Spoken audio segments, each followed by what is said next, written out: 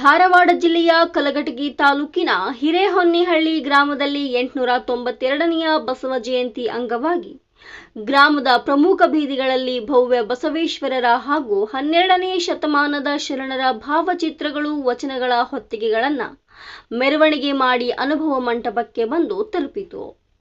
ನಂತರ ಮಾಜಿ ಜಿಲ್ಲಾ ಪಂಚಾಯತ್ ಸದಸ್ಯರಾದ YB ದಾಸನಕೊಪ್ಪರವರು ಶತಕೋನ್ ಸಹಿತ ಬಸವ ಧ್ವಜಾರೋಹಣವನ್ನ ನೆರವೇರಿಸಿ ಮಾತನಾಡಿ, ಎಲ್ಲರೂ ಸತ್ಯ, ಶುದ್ಧ, ಕಾಯಕ, ದಾಸೋಹ ಹಾಗೂ ಸೇವಾ ಮನೋಭಾವದಿಂದ ಕಾರ್ಯ ಮಾಡಿ ಎಂದು ತಿಳಿಸಿದರು. ಸೇವಾ ಮನೋಭಾವದಿಂದ ಕಾರ್ಯಕ್ರಮದಲ್ಲಿ ದ್ಯಾಮಣ್ಣ ಬಡಿಗೇರ್, ಗುರುಲಿಂಗ ಉಣಕಲ್, ಬಸವರಾಜ್ ಮಾದಿ, ರಾಮಣ್ಣ ಕೋಟಿ, ಶಂಕರ್ ಹೊಸಮನಿ, ನೀಲಪ್ಪ ಹಿರೇಗೊಂಜಾಳ್, ಶಶಿಕಾಂತ್ ಕೋಟಿ, ಬಸಪ್ಪ ದಾನಿಗೊಂಡ್, ಶಿವರುದ್ರಪ್ಪ ದನಿಗೊಂಡ್, ರಾಜು ಕೂಡಲಗಿ, ಬಸವರಾಜ್ ದೇಸೂರ್, ಅಣ್ಣಪ್ಪ ಜಮ್ಮಿಹಾಳ್, ಗ್ರಾಮದ ವಿವಿಧ ಸಂಘ ಸಂಸ್ಥೆಗಳ ಪದಾಧಿಕಾರಿಗಳು, ಬಸವತತ್ವ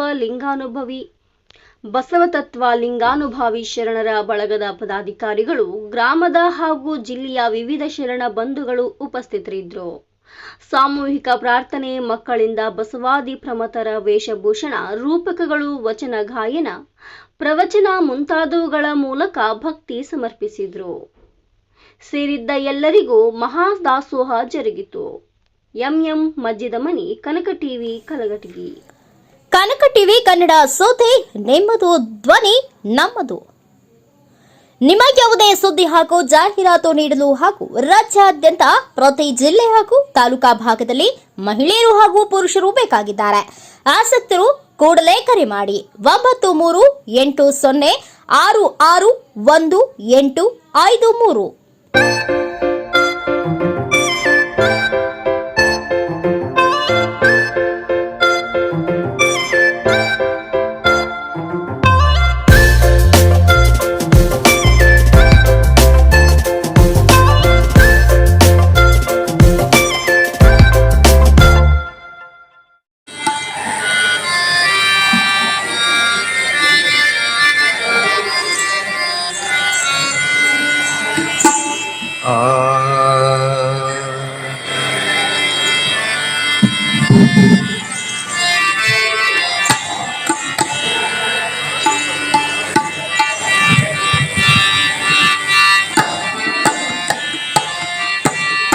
ತಾನು ಶುದ್ಧವಾಯಿತು ಗುರುವಿನಿಂದ,